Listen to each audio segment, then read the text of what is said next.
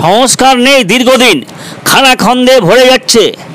শুকনো মরশুম হলে সামান্য বাতাসে ধুলোয় ঢেকে যায় এলাকা, বৃষ্টি হলে আকার নেই ছোট ছোট পুকুরের। এমনটাই অবস্থা মুর্শিদাবাদের জঙ্গিপুর পুরসভার 18 নম্বর ওয়ার্ডের আইলের ওপর ঈদগাঁও থেকে সুজাপুর যাওয়ার একমাত্র রাস্তাটি।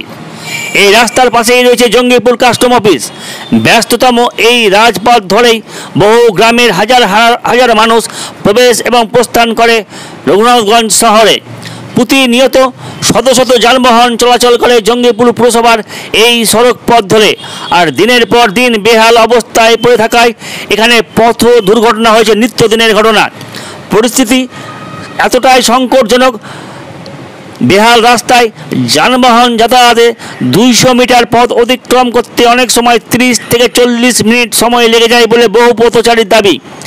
এই পথে যাতায়াত করে অনেক পথিক জানিয়েছেন এই রাস্তার কারণে জঙ্গিপুর রোড স্টেশন থেকে সুজাপুর, জেঠিয়া, বৈকুণ্ঠপুর, রায়নগর প্রভৃতি গ্রামে টোটো চালকরা পর্যন্ত আসতে চায় না। বেহাল রাস্তাটি সম্পর্কে 18 নম্বর ওয়ার্ড কাউন্সিলর শত্রুঘ্ন সরকারের সাফাই, এই রাস্তাটি সংস্কারের জন্য বারবার জঙ্গিপুর পুরসভার পুরপিতাকে জানানো হলেও তিনি বাস্তব কোনো পদক্ষেপ নেননি, ফলে বেহাল হয়ে রয়েছে রাস্তাটি।